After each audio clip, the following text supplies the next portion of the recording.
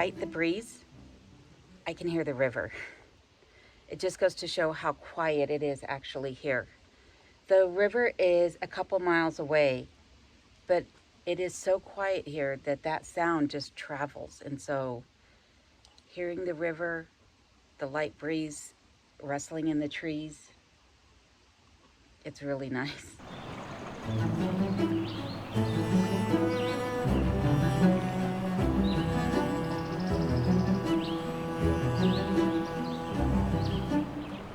The window is scheduled to go in today. My contractor should be here soon. And so I'll bring you along for that process, as well as show you one other cool feature that my contractor built into the roof to prevent it from sagging or collapsing.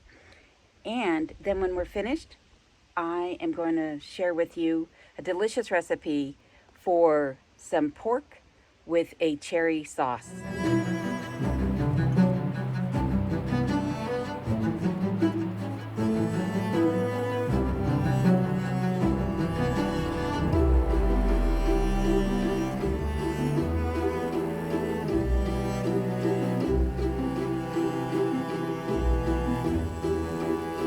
Because I have a gambrel roof, the upper portion of the roof is very shallow. There's not much pitch to it whatsoever. I think it's actually like a 112 or maybe a 212 pitch. And because of that, in the wintertime, the snow load could build up on there and become quite heavy, especially over the awning portion of the roof. Now, my contractor did engineer the roof to accommodate the snow load typical of the area in which I live. He also used some creative framing techniques to allow the awning to have additional support so that sagging over the years should not be an issue. He actually used a mortise and tenon technique to add additional support to the uppermost portion of the peak of the gambrel roof over the awning. And because of that, it means that there's one less thing for me to have to worry about. Because last year, there was one of the rafters that did split. It actually broke right in the middle. But with the way everything was built now, I should have nothing to worry about for many, many, many years, longer than I will probably even be alive, to be honest with you.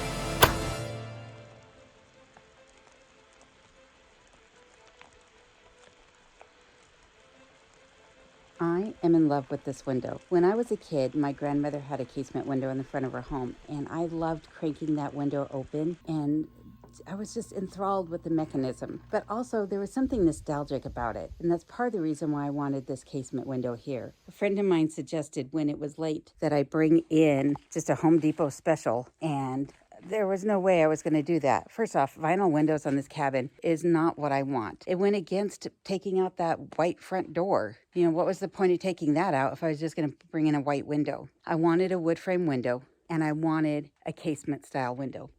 And now I got what I want. And it's absolutely gorgeous. What would you have done? Would you have canceled your window order because it was late? And would you have installed builder grade windows in place of? Let me know your thoughts down below. I love the view from this window too. Even though it doesn't look out over the mountains, I do like to look out at the trees and how peaceful everything looks outside. And I love the fact that the afternoon sun comes in. In the wintertime, it will help to brighten up this space as well. I'm so pleased that I had this window installed, and it was definitely worth the wait.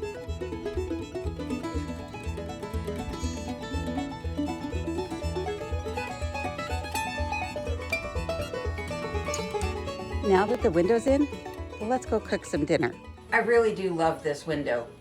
However, filming this segment is proving to be a bit difficult because the sun is playing peekaboo with the clouds. And so I may or may not be in a shadow part of the time, so I do apologize.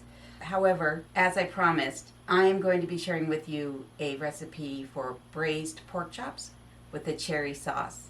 And this is a fabulous recipe. As usual, it's one of those meals that comes together very quickly and makes a great main dish that can be accompanied by a whole array of foods. I will be serving this with a mushroom barley pilaf, and I'll include that recipe in the description down below. However, I won't be demonstrating that one here on the video today. It's a very simple recipe, easy to follow. So without any further delay, let's go ahead and get this started. This recipe will serve 2 people, and for it, what you're going to need is a 1/4 cup of red wine. In my case, I'm using plum wine, 1 tablespoon of balsamic vinegar, a pinch of salt, black pepper to taste, pitted and halved red cherries, 2 tablespoons of butter, 1 tablespoon of minced shallots or leeks, 1/8 cup of light brown sugar, and 2 pork chops. We'll also be using some olive oil, which we will be braising our pork chops in. So I'm just going to go ahead and turn on my butane burner here. It's a little too warm today to be using the wood stove, and as I mentioned in a previous video, I do have a crack in the top of it, so I'm going to limit how much I use it over the next couple weeks until I can get it repaired. I'm just going to go ahead and throw in about 1 tablespoon of olive oil. Go ahead and move that oil around. Make sure the bottom is completely coated. You do not want your pork chops to stick to the skillet. And you know that your skillet is about 350 degrees when you can hold your hand over the heat source for about 3 seconds.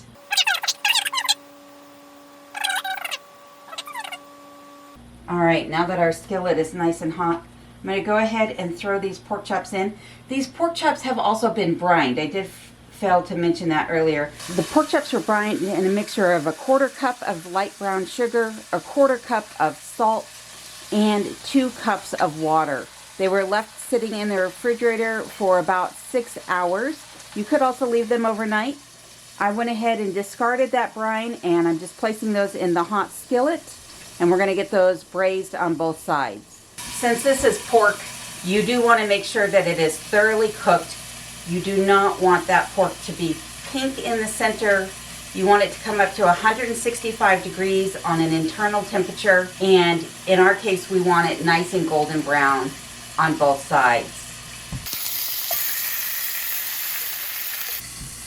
I'm going to let these simmer away, and after this short commercial break, we'll be right back and finish off this recipe.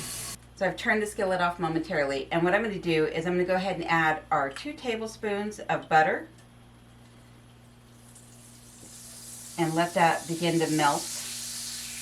And as I do that, I'm gonna go ahead and throw in my leeks. And again, like I said, you can use shallots if you happen to have those on hand. I am using what I have available, and so therefore I'm using leeks.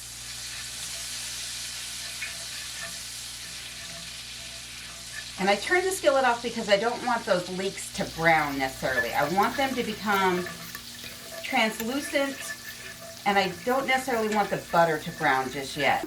I'm going to go ahead and turn the heat back on. I'm going to turn it on to medium-high, and I'm going to go ahead and add in my cherries.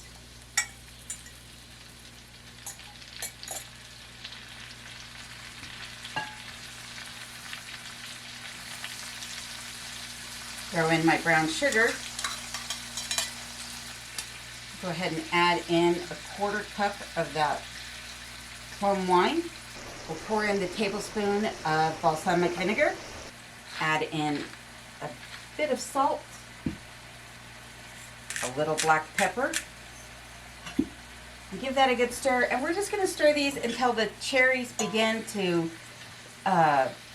loosen up a little bit. They become softer in texture, and the color will begin to change just slightly, and that sauce will begin to thicken up. And while we're doing that, I'm letting these pork chops rest on the plate. When you allow meat to rest, you're doing two things. It's going to finish cooking as it rests. And the other thing is that all the juices that will seep out will begin to reabsorb into the meat and keep that meat nice and juicy. If I were to cut into it too quickly, I would lose all that juice, and then it would tend to dry out the meat. So we're just gonna let that rest, and while it's resting, I'll finish off this sauce. I have to tell you, it was really hard not to eat these cherries in advance of making this recipe. I adore cherries. I think they have the most wonderful flavor.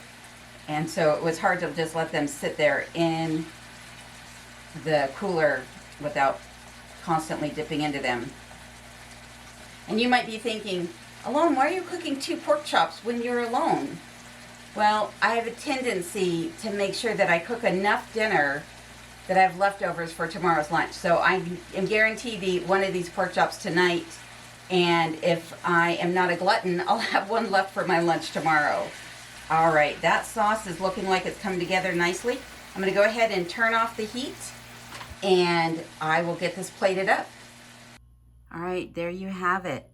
A lovely braised pork chop with some delicious cherry sauce and some mushroom and barley pilaf. Bon appetit. And there we are. We have our finished meal all ready to serve. And as you can see, it came together super quick. As I mentioned, that's how I cook.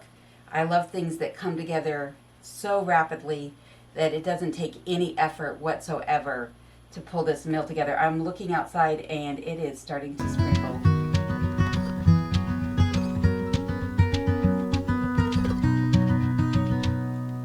I want to say thank you to everyone who has sent gifts or handwritten letters or made a donation to this channel. Your support means the world to me, and I love to put your name up on the screen and let everyone see, you know, who is helping to support the channel. But if ever you would like to remain incognito, you can do so easily. The 2 best ways to do that is, 1, if you're sending a gift via Amazon, you have the opportunity to include a gift message in with the package. You can opt to leave that blank. Or if you're making a donation to the channel, or you are sending a gift and you don't want to be called out on the channel, you can always just send me an email, which you can locate in the About Me page, and just tell me, you know, that you would rather that I don't flash your avatar up on the screen. And I'll be more than happy to oblige you in your request. But I do want to say thank you regardless.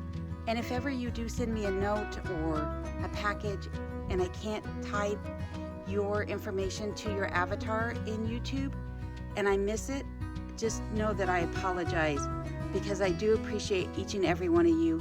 Your support means the world to me.